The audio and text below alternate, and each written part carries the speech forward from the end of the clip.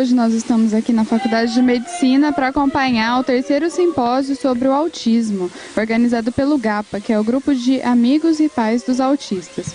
As crianças vão se apresentar hoje, estão ali aquecendo no palco, as pessoas ainda estão chegando e vamos acompanhar, vamos ouvir um pouquinho o que os palestrantes têm para nos ensinar hoje.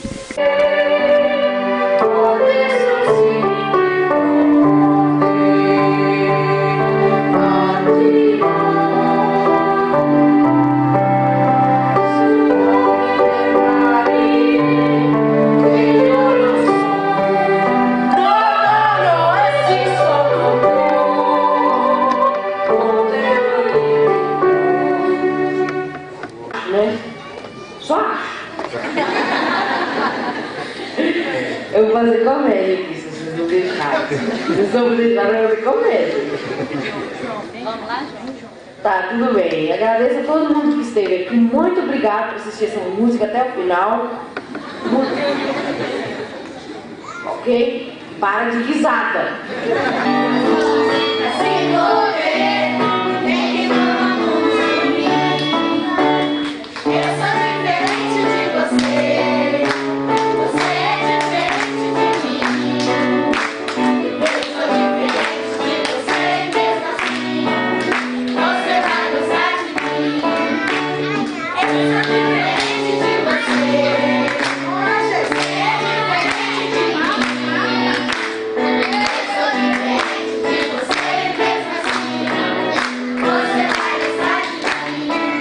Olá, eu tô aqui com a Geise, ela acabou de falar com todo mundo aqui, ela é nutricionista, é daqui de Itajubá mesmo, e ela estava falando um pouquinho pra gente sobre os cuidados que a gente tem que ter diferenciados, né, com a alimentação do autista. Conta pra gente um pouquinho, né, por que a gente precisa se preocupar com a alimentação do autista, ele tem algumas deficiências que são diferentes. Então, tem-se essa preocupação, né? Hoje em dia se fala muito da alimentação do autista, tem-se uma dificuldade muito grande, talvez pelo fato de ser tão seletivos, tão restritos, ter um hábito diferente, e a alimentação tem-se um tabu, né, em relação à alimentação do autista, uma certa dificuldade dos pais. Então, é essencial a questão de inclusão de novos alimentos, essa deficiência nutricional que eles têm muitas vezes, por ser tão restritos, então faz total diferença eu ter alguns cuidados na alimentação, incluir alimentos novos, e muitas vezes os pais têm essa dificuldade de incluir esses alimentos. Como que eu vou incluir, de que forma que eu vou esconder no meio de uma preparação. Então eu acho que é essencial a gente trabalhar isso com os pais. Não se fala muito, não tem muitos estudos. Hoje se fala muito sobre a questão do glúten e da caseína, que é algo que tem que restringir realmente se a criança tiver uma intolerância. Mas se isso não foi comprovado, eu acredito que a alimentação saudável, o equilíbrio é fundamental e vai repor as vitaminas, a necessidade que eles precisam, melhorando o comportamento, acalmando, melhorando a hiperatividade. Então, se os níveis de vitaminas estiverem adequados, eu vou ter um autista mais calmo, mais tranquilo, mais com um comportamento melhor. Sim, nós somos o que comemos, né? E assim, a gente estava ouvindo aqui, aprendi muita coisa. E o que eu achei mais interessante são os truques, né, que a gente tem que ter. Não é simplesmente aprender o que um autista precisa, quais são os nutrientes que ele tem, uma carência no organismo, mas assim, a mãe tem que ali se desdobrar, quem cuida dessa criança tem que se desdobrar e aprender um outro espectro mesmo, né? Esses truques para alimentação. Hoje em dia é a maior dificuldade dos pais, até mesmo pela correria, pela dificuldade de um tempo, porque tem que ter uma dedicação maior, talvez incluir um alimento que ele não goste ou uma cor de algum alimento que ele não goste. Então tem que ser trabalhado mais. Muitas vezes eu tenho que... A água é importantíssima, a hidratação é essencial. Então eu tenho muitas vezes que trabalhar e me dedicar muito mais para incluir verduras, legumes na alimentação, esconder muitas vezes em um bolo, em uma preparação, certo? É importante mesmo. E como que você vê, assim, né, como uma nutricionista, a gente sempre vê falar de alimentação fit para ficar com o corpo da Gisele Bündchen e a gente lotou um auditório para falar de uma alimentação diferenciada para autistas.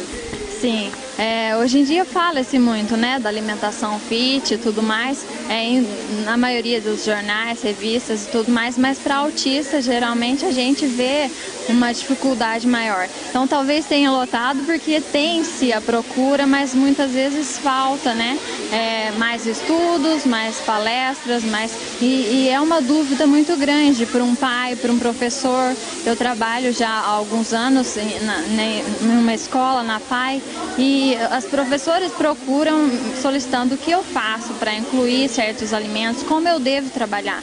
Isso é algo novo, não existem estudos que mostram, que definam, e não existe algo certo. É sempre duvidoso, é sempre algo novo que eu tenho que aprender a lidar com eles, né?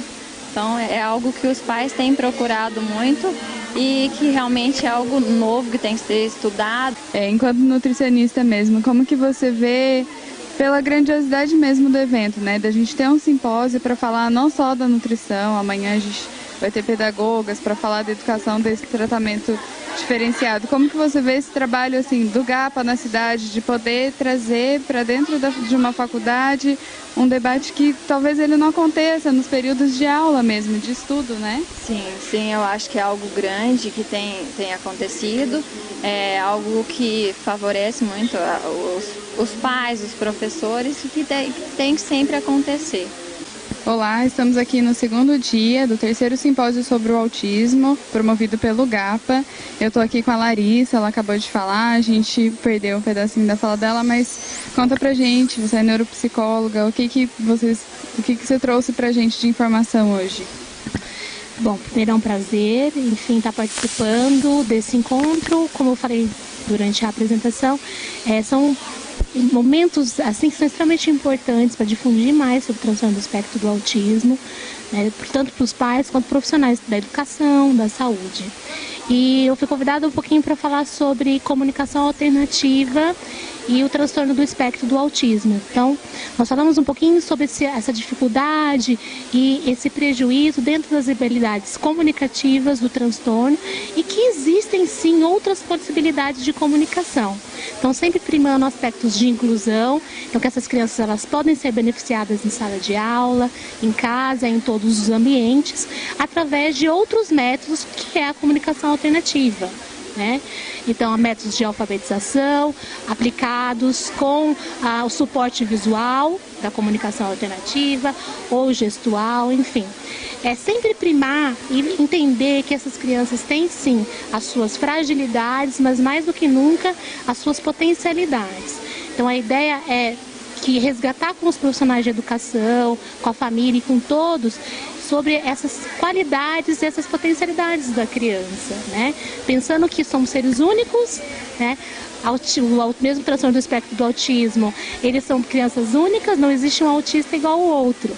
Então, sempre pensando nisso, estimando, melhorando e potencializando as qualidades deles. Somos todos únicos, né? Ninguém é igual a ninguém, a gente tem que aprender a viver com o que o outro tem para oferecer de bom, assim.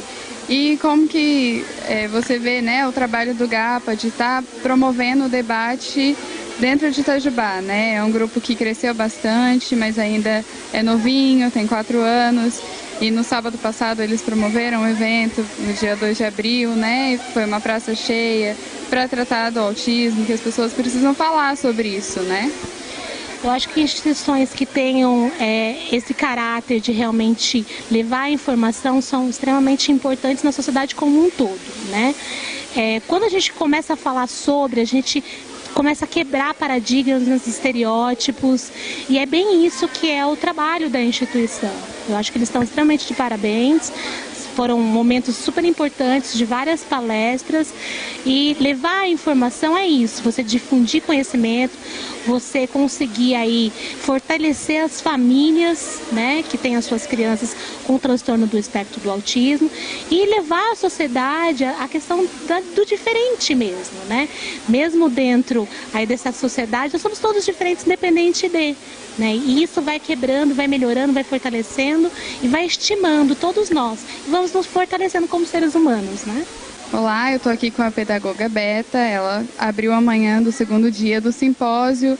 Conta pra gente um pouquinho, né, desse trabalho, de como que é vir aqui falar sobre o transtorno do espectro do autismo. Eu vim falar sobre as dificuldades da aprendizagem, como que um professor deve receber o aluno, tratar o aluno, quais a metodologia para fazer esse trabalho, trabalhar com os pais, né, para conhecer melhor mesmo. Para mim é um privilégio, porque é a coisa que eu trabalho mesmo. Eu tenho um neto que tem um autismo leve e invisto muito para a gente poder cuidar dessas crianças. Não só do meu neto, como os outros, né? Para mim é um prazer, porque eu sou de Itajubá. Eu não moro aqui, mas eu sou itajubense. E para mim é um privilégio estar aqui. Como que a senhora vê, né, esse trabalho do GAPA aqui na cidade, né, de trazer a temática do autismo, de colocar as crianças na praça, de colocar as crianças no palco para se apresentar, né? Olha, a equipe do GAPA está de parabéns. Eles têm investido muito no autismo. Eu vejo o seguinte, o governo, ele assinou a lei da inclusão, mas infelizmente ele não preparou os educadores. E o GAPA está fazendo esse trabalho de orientar pais, educadores, e o pessoal está saindo daqui super interessado, de querer saber mais e mais. E daqui hoje está nascendo um projeto de estudo. Eu vou mandar trabalho para resenha de livros, textos para uma equipe boa que já apresentou. Eles vão estudar durante o mês e uma vez por mês nós vamos reunir para discutir isso. Então eu vejo que Itajubá tem investido na educação, principalmente da especial. Que bacana, é importante. A gente também está aprendendo todos os dias na TV, eu aprendo todos os dias, assim, com as crianças principalmente, né? Que é esse convívio que acrescenta pra gente. São crianças muito especiais e elas merecem todo o carinho, respeito e sentir amadas, né? Elas precisam de sentir amadas para elas continuarem desenvolvendo, aprendendo. Nós precisamos também, né, desse estímulo, dessa atenção diferente deles, dessa sinceridade deles para levar as coisas adiante. Isso mesmo, eu estou disposta para ajudar o grupo do GAPA, né, nos encontros, nas orientações. Tem vários pais que estão me procurando, que querem entrar em contato direto, que precisa de ajuda. E eu estou pronta para isso. Olá, eu estou aqui com o Dr. Walter, que acabou de dar uma palestra muito interessante para a gente, participar da mesa também. Como que o senhor vê, né, essa participação, um evento desse, o terceiro simpósio para falar sobre autismo, né, que a gente tem como um tabu, que a gente tem muitos preconceitos e estereótipos que a gente ainda precisa quebrar? Então, o evento é muito importante para melhorar o conhecimento das pessoas, né? Como é uma coisa muito comum, é 1 para cada 42 homens, então eles estão no nosso meio, só que a gente às vezes começa a fazer bullying com eles. Chama eles de sistemático, de metódico, de antissocial. É aquele pedreiro que é perfeccionista, que fica muito bravo quando as coisas não saem do jeito dele, que prefere trabalhar sozinho. Então eles sofrem bullying porque tem dificuldade de lidar com os outros. Então é melhor a gente aumentar o nosso conhecimento. E os critérios diagnósticos são dificuldade nas habilidades sociais, tanto aquele que se esquiva do contato social até aquele que busca o contato social, mas é inconveniente. Então a gente são muito repetitivos, interesses grandes em alguns assuntos, como moto, carro, futebol, religião, tudo que é exagero já é um sinal que está diferente aquele comportamento. E a gente tem que, né, aprender a lidar com os que têm o diagnóstico, mesmo que não seja de uma maneira formal, como a gente acabou de debater aqui, e ficar atento em casa também para perceber os sinais, né? Então, quanto mais precoce, melhor o prognóstico, melhor o futuro dessa criança. Então, o alerta é a criança que demora para falar. A criança não pode demorar para falar. Até 2 anos ela tem que estar falando palavra-frase. Quero água, me dá bala, vamos passear. Então, se a criança demora para falar, é um sinal vermelho. Tem que investigar. Certo? E acredito que a gente tem que observar os adultos também, né? Porque muita gente que tem dificuldade, já está tentando uma vida profissional e as coisas não encaminham porque não foi detectado antes. Então, vou dar um exemplo. Nos Estados Unidos, metade dos engenheiros eletrônicos são autistas. Engenheiro que mexe com o computador. Porque lá eles aproveitam o interesse da pessoa e encaixam ela socialmente. E aproveitam o potencial que às vezes é maior do que o resto da população. Então é bom a gente conhecer as várias nuances do espectro do autismo. Ficaríamos sem muitos gênios se a gente não desse atenção para eles. Quando eles gostam de algum assunto, eles vão a fundo naquele assunto. Então, muitos gênios são autistas, né? O Einstein, o Beethoven, que tocava muito bem música. Então, eles aproveitaram o potencial deles. Né? Então, a gente tem que aproveitar o potencial deles e não discriminar. Então, meu nome é Maria, eu sou mãe de um autista, né? Eu tive o diagnóstico dele, ele já estava com quase 3 anos e ele já tem todos os tratamentos, tudo direitinho. E observando tudo que foi falado aqui, me veio, enquanto eu estava sentada lá, a seguinte reflexão. Independente de toda a parte médica e pedagógica e tudo que foi falado, eu queria deixar uma mensagem de esperança, porque eu acho que os autistas têm aumentado cada vez mais os números, né? A gente viu no gráfico que o Dr. Walter mostrou, a proporção, pelo que segue, é para que seja a cada 50 crianças, uma seja autista. Isso é uma proporção muito grande. Então, eu acho que o autista, com o modo dele de ver, de pensar as coisas diferentes, ele veio resgatar algumas coisas que estavam perdidas dentro do nosso comportamento, né? Ele é muito verdadeiro, então isso veio resgatar a verdade entre nós, né? Ele fala o que ele pensa, nós somos muito falsos, na tendência de convivência e tudo, a gente acaba sendo falso. Então, o autista veio resgatar isso, a integridade. Outra coisa muito importante que ele veio resgatar é a cumplicidade, a parceria. Nós acabamos de ver aqui nessa discussão que se a gente não se unir, se a gente não estiver junto para lutar por aquilo que a gente precisa e deseja, a gente não consegue. Sozinho a gente não é ninguém. Então o autista, de uma certa forma, esse número de autistas tão grandes está vindo no sentido de resgate mesmo, para a gente resgatar valores que nós perdemos, né? A integridade, a verdade, a parceria, né?